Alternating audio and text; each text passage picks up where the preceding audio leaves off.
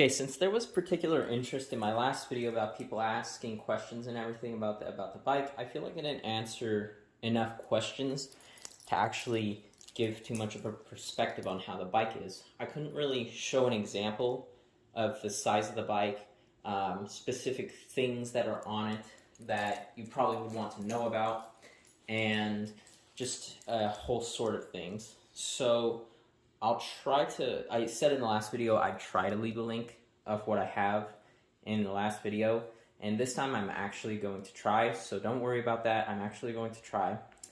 So, as I explained before, this bike has, new seat and a bunch of stuff on it, but I should explain just the basic stuff that you're definitely going to want to know if you're getting the Ariel Rider X Class. The specs, top speed, and that stuff. And so, I'm not going to explain what I really put on it yet. I'm going to explain what you probably want to know. So, the thing you're probably going to be most surprised with is the size of the bike. The bike is actually really big. It looks really small in the photos. It's about the size of, I would say, a 125 or just like around a 125 dirt bike.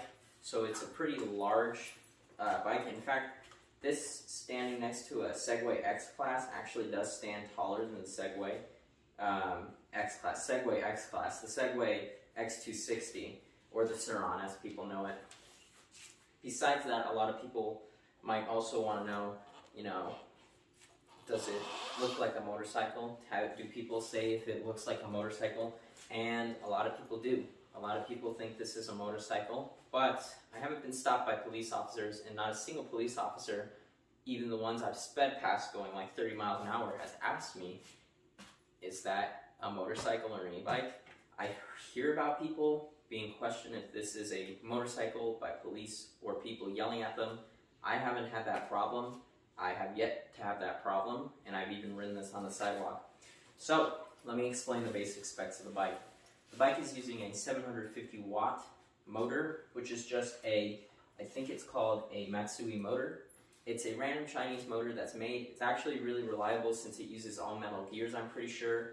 So, it's a pretty good motor. If you wanted to buy it directly from Ariel Rider, let's say the motor went bad after your 1-year warranty that you registered the bike with, the motor would cost about $150. And besides that, a few other things on the bike, like the battery. What's the specs on the battery? Well, it's supposed to be a 48 volt, 16 amp hour battery, I'm pretty sure. 48 volt, 16 amp hour, I think. But from other YouTubers I've seen, it's mainly like a 47 volt, 14.8 or something like that. So it's a little less powerful than what they say, but it's kind of like losing pennies over dimes. It's not really a big thing you can focus on. Also, sorry if I look a bit funny in the video. I actually put some scar gel on that makes it look like my skin's being torn off. It's just scar gel. So it's just, to clean my face a little. Besides that, if you want to know some other things about the bike itself will go generally around 30 miles an hour with the standard tires you have on it. It'll go from 30 to 35 miles an hour. So it's a pretty fast bike. So if you are riding this somewhere where there's a strand or there's speed limits, be sure to ride the speed limit. This thing on the lowest pedal setting goes about 14 miles an hour. So you're going to definitely be going faster than 8 miles an hour, which is the typical strand, sidewalk, or whatever speed limit. Besides that, on the bike it comes with a taillight, as you think, and the taillight does get brighter if you put the bike in night mode. The bike's night mode is activated by holding the plus button. Once you hold the plus button, it will activate the headlight that comes with the bike. Of course, I got rid of my headlight, so I can't really show you, but what you can do is you can turn on the bike, wait for the bike to boot up, and then you hold this, and the tail light will activate. When you press on the tail light, it does get a bit brighter. You can't really see it on camera. I don't think you can. I'll try and look at my hand, gets a bit brighter. It does get noticeably brighter in the dark. I would still recommend getting an additional light kit on the bike. Besides that, if you're wondering about the bike's tires to change them out and stuff like that, the bike, in bicycle tire terms, uses a 20 by 4, it uses a 20 by 4 fat bike tire, and basically as long as it's a 20 by 4 tire, that'll fit this bike. Now, let's say you wanted to put some better, stronger tires. Right now I'm running Shinko 244s, Golden Boy, or SR 244s they call them, Golden Boy tires. And in motorcycle terms, as long as you get a tire that is a 16x3, it will fit this bike. It just has to be a 16x3 motorcycle tire if you wanted to put stronger, heavier motorcycle tires on this. Now, if you wanted to put slick tires on this, this thing definitely can take slick tires. I have a pair of slick tires that are actually street tires for this, and it actually does go faster if you put motorcycle slick tires on it. But these heavy enduros, they slow it down a little. They make it go like 28, and they're 16x3. But if you want it to run really light and get the top speed out of this thing, like you don't think you'll be running into glass or anything that'll pop the tire, definitely then get bike tires, because any type of motorcycle tire is going to be way heavier than any type of motorcycle or dirt bike tire, and that's just a fact. Besides that, on the bike, it has a IP rating. I think it's an IP6 or IP7. I can't remember exactly because they haven't really said what the rating is, but it's just generally waterproof. The other week I took this to the dirt road after it rained, and I rode this thing through mud. It actually has mud all in the wheels, and the bike got completely soaked. In fact, it went in about a foot of water, and it went above this. I was really scared, and I always remember to seal the battery right here on the bike before you ride it, so that no rocks get in the charging port and no water gets in it. And the bike survived, and it still runs pretty nice. I shouldn't say a week ago, I should say 2 weeks ago. And yeah, it still runs really nice. Besides that, there's a few other specs on the bike, trying to say that right, that you should know about. These rotors, I think that I read these are 170 millimeter rotors, and they're not the greatest rotors, I'm not gonna lie. Tektro makes pretty good brakes, but the brake components that come with the bike are really lackluster. I had to replace the brakes, and what I would recommend is replacing the brakes and not replacing the brakes, just replacing the brake pads and the brake rotors, because the brakes themselves are actually pretty good. These are really stiff hydraulic electric brakes. I really like that. They go to a set point and they brake. They're really good for that, but that's not something that's absolutely necessary, because these are still pretty good brakes. I mean, compared to getting a mechanical brake or anything like that, it's not bad at all. Like, these are pretty good brakes. Besides that, the handlebar that the bike comes with is under 700 millimeters wide, so it's a pretty thin handle. It's pretty skinny. It's a little skinnier than this one, and I really want a wider handlebar with a riser, because to be honest, the handlebar that this comes with, in my personal opinion, is really good and it's really comfortable, but not for me, since I want to be riding on mountains and hills. I've taken this thing off-roading onto like dirt bike tracks, and if you're wondering how it handles in the dirt, it kind of handles wonky as hell because the short wheelbase. This thing is really good at off-roading, but it's even better at being on the street. It's not better than a dirt bike. Do not put dirt bike tires on this thing. It's gonna feel weird because the wheels are so small and they're so short, and the positioning of the spring, it can go off-road and it'll do just fine. But when you try doing that off-roading dirt bike stuff, when it comes to anything like hops and jumps like that, like I was doing, the bike tends to start to, I don't know how to describe it. It's a little uneven in balance because the way it is. Now, I've taken this thing extreme off-roading. I've seen off-roading where people do this, and I was doing some jumps downhill, and this thing, when you hit the ground on it, it's a little scary because of the short wheelbase. You kind of feel like you're gonna flip forward. And in fact, that was one of the falls I had. I tried jumping a curb, and I hit the tire, and I was going pretty fast. I was going about 15 miles an hour, and the bike bounced forward, but the back tire hit it, and this was with the old suspension on it. And since the old suspension was so hard, I said soft, so hard, the tire hit it and basically bounced up, and I flew over the handlebars, and the bike flipped over. That was a hard crash, and the bike did just fine after that crash. It didn't show any damage. I showed a little bit of damage because that kind of hurt falling, and it kind of damaged my pride too. So, you know, there's a lot of things that this bike has survived.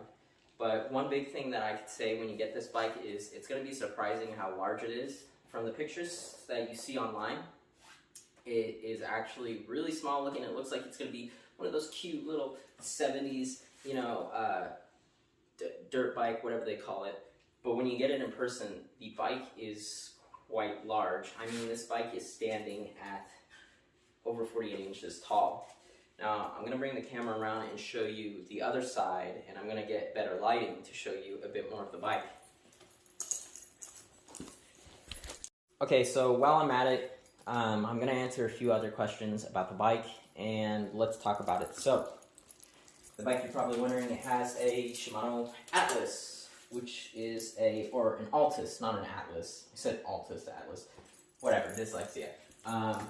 Has a Shimano Altus, and it's a pretty good shifter. I'm not gonna lie, I really like thumb shifters, and I saw on older models, apparently there was a grip shifter. I don't know if there's a reason for that, but, you know, I mean, reason, I don't know if there's, you know, well, yeah, reason, because the newer models don't have it at all. And I've seen that on bikes. Maybe someone changed it out for a grip shifter. I personally hate grip shifters and think they're garbage, but, you know, it's whatever it is. The shifter that's on it, though, in my personal opinion, isn't the greatest.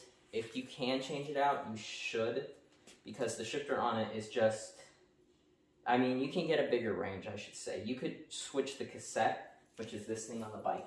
You can switch the cassette out for a better cassette, and you'll get more range, and it'll be you know, stiffer pedal. You won't have to hamster pedal, which is when you're fake pedaling, like you got that speed, you can get this thing up to real speed. Another thing I've replaced is definitely the front drive sprocket. It's way too small. This thing probably is good up to 20, 21 miles an hour, and if you were trying really hard, you could pedal this thing even faster. But let's be real, this thing is too fucking small. I don't know what's up with it. I don't know why Ariel Rider did this. They got to change this out for like a 62 tooth or something, because this thing, you're not going to get too much speed out of it.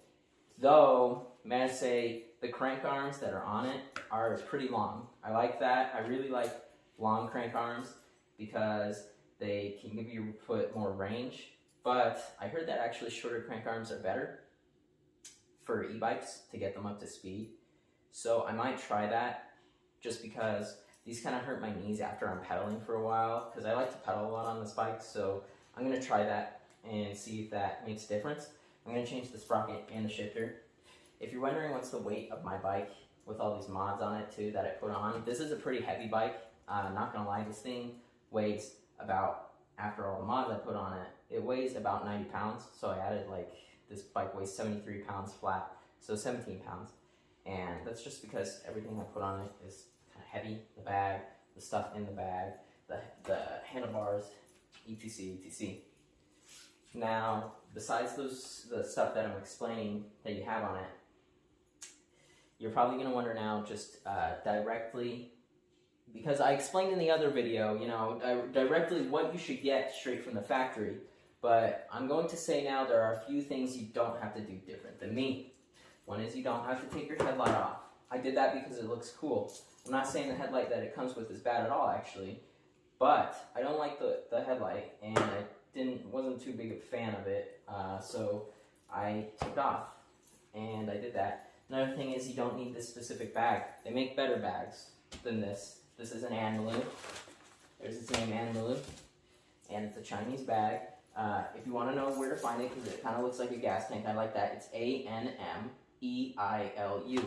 So, that's the bag if you want to get one that kind of looks like a gas tanky one like this. The seat, Mad Dog seat. That's what that is. The stem is a wake stem. The bar is a 700mm wide handlebar for a mountain bike. The handles on it are a top cam, or a top cam. I always forget. Top cabin, that's it. And the grippers on it are just rubber grippers. There's not too many special components on it. If I was going to recommend another spring, just get one that is just an air shock, not one that is a spring shock, because spring shocks are just too stiff for this, for the angle that it's at. It's at a little bit of a different angle, and you know, it's just doesn't work as well. And okay, I already explained this stuff in my other video. People wonder about the lizard skin, the chainstay protector. Someone asked me. I only got 2 comments, so I'm saying kind of to that person, this is a short chainstay protector. It is the shorter one. and I still had to trim it down. In the way I got it so that it didn't have any like fuzzies or wires at the end was I put electrical tape over it, I cut it straight with a pair of scissors, and then I cinched the ends after I took the electrical tape off so that there wasn't any, like things going about. Now, I also got the nice Pure pedals. Those are nice, but I'm not going to go into detail about those today because I'm trying to explain the bike and what you definitely want and what you don't want for the bike. But I'm just mainly going on to the specs today, just to explain what you're going to get. So when you get it in the box, it's going to come a little disassembled. The front wheel's going to be off. The pedals aren't going to be on. The handlebar isn't going to be screwed in. Stuff like that. Really basic stuff. And when you get this box, make sure to catch it, because if you don't catch them, they drive away in like 2 minutes if you don't catch them. So set a reminder or call them. In fact, the best way to do it is actually just to get them at a pickup center, because I missed the guy twice for this, and for some reason they came a third time, and I went out running, and I was like, yo, like, having to tell this guy, I was like, yeah, this is mine. And that was pretty scary. That was pretty intense. So the things that you're just going to want to know out of the box is the size, the speed, everything like that. So general size, this is a big bike. This is really big. I mean, you can see me standing next to it. I'm going to butt up against it. This is a big bike. If I put my legs over it, you can kind of tell. Oh, almost tripped, because I'm wearing these pants are too small for me. If you look at my size, my feet don't really touch the ground. Kind of silly. So it's a pretty large bike in terms of general speed. It's going to go about 30 miles an hour, about 32. So it's a pretty fast bike. In terms of range, if you pedal, I'd say you get on average 40 miles of range. Like you're pedaling on pedal assist 3 or something like that in the highest gear. Yeah, 40 miles, that's pretty reasonable. Using throttle alone, probably 25 miles, and if you put big tires on it like this, you're going to get only about 21 miles. And charge time. You're probably going to want to know, does this thing charge fast? No, it doesn't charge fast, but the distance you go is a lot more surprising, because you don't really go 20 miles in a day. You don't really think about it, but 1 mile is pretty far. 1 mile is over 5,000 feet or something like that, and going 20 miles in a day, I find it even hard to do that, because this bike isn't meant to be like a super transportation bike, but it'll get you places, and it has pretty good range. It has pretty good everything. If you want me to say, what's the max range you could get on this, I'm not going to try that out. I get an average of 40 miles to a single charge on this bike, and that's already hard enough to do in my area, and it's freezing cold, and I don't have the stuff for that. So what would I say the max range is if you're in pedal assist 1 and you're just pedaling? Yeah, I'd definitely say this thing can get 60 miles on a single charge. Easily 60 miles. I don't know, maybe even more. It depends on how much you're pedaling it. And is it hard to pedal? Some people are definitely going to ask that. And really, it just feels like a heavy beach cruiser to pedal. You don't want to pedal a beach cruiser up a hill, but you also can pedal a beach cruiser on the beach pretty easily. When I take this thing on sidewalks, I actually don't use power. That's probably going to surprise a lot of people, but I can pedal this thing just like a normal bike. It doesn't pedal bad at all, because it has a pretty good range of gears. Now, of course, I said you could get better gears, and you could get a better cassette, and you could pedal and go faster and all that. But in general, this bike isn't too bad to pedal. In terms of comfortability, is this bike going to be comfortable? No, not really. This bike is really awesome, don't get me wrong, but the seat that comes with it, just like the Super 73 seats, I've ridden Super 73s, the ride is pretty cheeks. It sucks, okay? The seat on the bike is super stiff. That's because it's just basically foam wrapped around a piece of plastic that's in the shape of a seat with pleather on it. And I just got this seat on it to make it more comfortable. Now, watch my other video if you want to hear the specs and names and most of this stuff. But I'll try and leave a link to some of the stuff in this new video.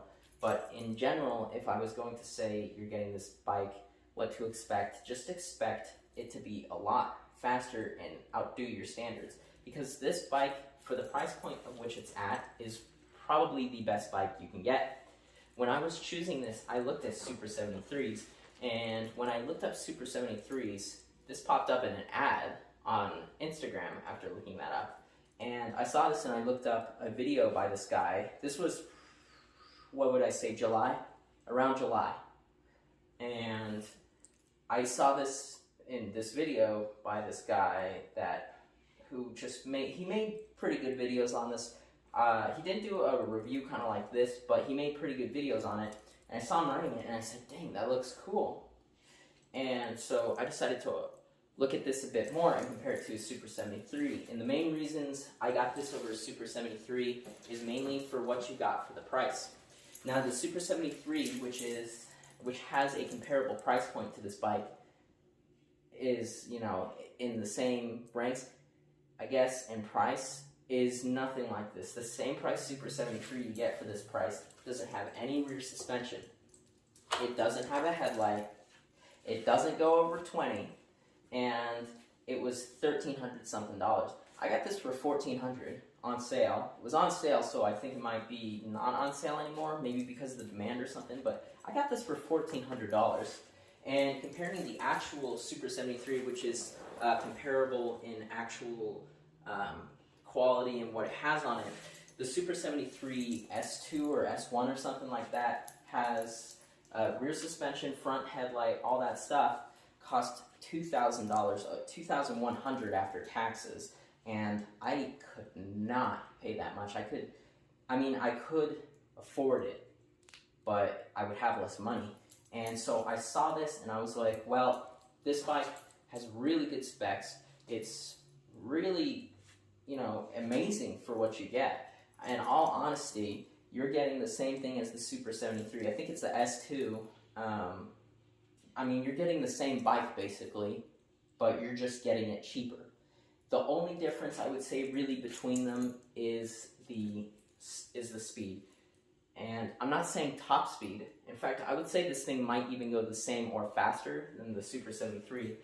There's a lag in the speed controller. So it'll be like you press and then it goes, instead of press go. So it's like press and then it goes. And with the Super 73, it's press go. And that makes this thing kind of hard to do wheelies on. So I don't even dare to try to do wheelies on this thing because that little lag. Now, hopefully in the future they'll update their speed controllers, but that's such a minor thing to look at that this bike really is worth it. I mean, that thing is just literally nothing at all. That little defect in the speed controller is just so minor, it just doesn't mean anything to the quality of the bike that you're getting. And, you know, in general, what are the things that came with it that I thought sucked? Well, I always think the pedals on all bikes suck that they come with because they never use really good pedals. And, you know, like Super 73, if you wanted to put the really good pedals on, they cost like $50 from them. Like, you know, I don't know, they're probably cheaper, maybe like 45. But I got these babies for $20, and these are Puroma pedals. They're the best pedals I got. Another thing that sucked, I mean, obviously the headlight showed things on a flat. It was a flat light, so it could illuminate a part of the ground. But you really need a circle light, so I put this on. I didn't need to take the light off. So don't think that I think the light was completely terrible because I took it off. I didn't. It actually is a pretty good light. Rear suspension, definitely get rid of that. That rear suspension, not gonna lie, for the quality of this bike, that rear suspension is garbage. You can get a cheaper one than this. This one I actually think is a little too stiff for me. You can definitely get a cheaper one. It's just, you know, your choice. And even after those modifications at the price point I got it for, it was still like $400 cheaper than the Super 73 S2. If there was anything else I was going to add to the bike, really I could have kept it like that and just been happy. I mean, I'm telling the truth, this bike could have just been kept the same way it was, and I would have had no problem with it at all. The things that made me change the bike like that was that I like this bike as kind of a off-roading bike. Now, of course, this thing kind of goes wonky a little off-road, but if you're just driving on dirt roads, dirt paths, and in my area where you have, you know, just, you know, pretty heavy dirt paths where they have a lot of thorns and stabby stuff on them, and you're going up hills and you're going up downhills, this thing on a dirt path does just fine. But now when you're going like on an off-road course where you're slipping in the mud and everything on that, yeah, this thing is a little scary, but you know, overall, if I was going to say anything about this bike when it comes to just owning it, is it's exemplary for the price. And for the price that it is, it really does outperform all the thoughts that I had for it. And basically this bike is a perfect small commuter's bike. It's perfect trail bike, off-roading bike. Not off-roading, but more of just the trails, going on trails. And off-roading, by off-roading, I mean like these are courses that you would take a dirt bike on, or you would take a downhill bike.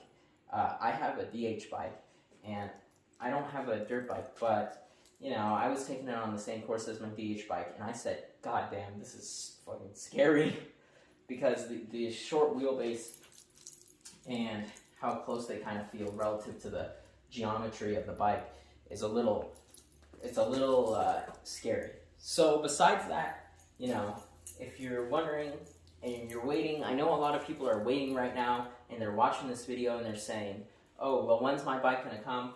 Well, someone told me 100 days, and I tried actually canceling my order because I said 100 days. I'll have enough to get a Sur-Ron at that point. See, the thing is that the only thing I would have a problem with getting the Sur-Ron is the fact that the Sur-Ron is not street legal. And I was a little scared of that. I know they don't really question you, but I still am a little scared if I ever got something like that, would it be street legal?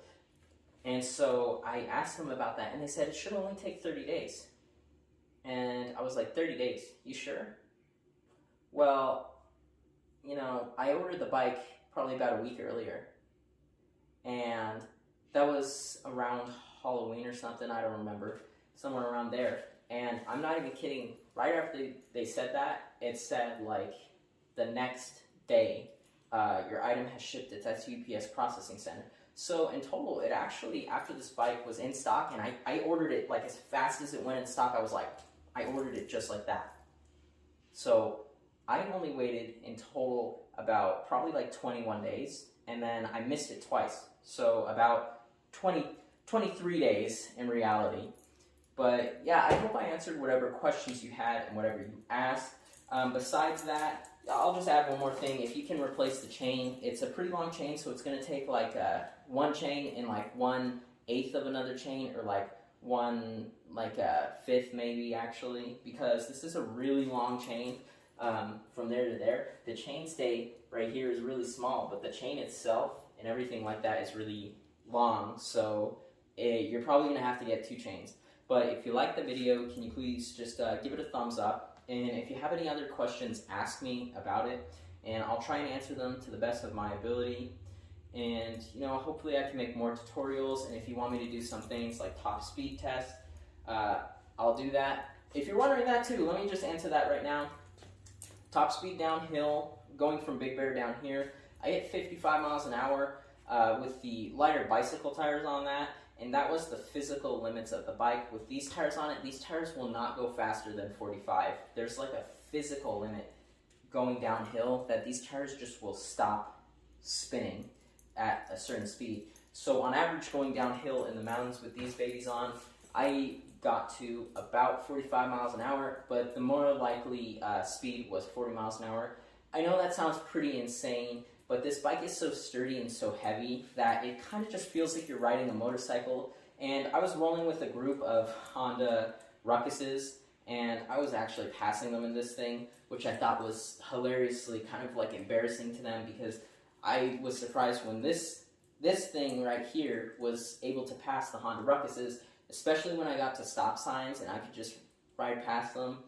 So this thing, I mean, I thought that was funny. I just thought that was really funny. But besides that, yeah, good bike, great overall. Hope I answered your questions. Ask more questions, ask more details, anything, I'll answer them. Thanks for watching.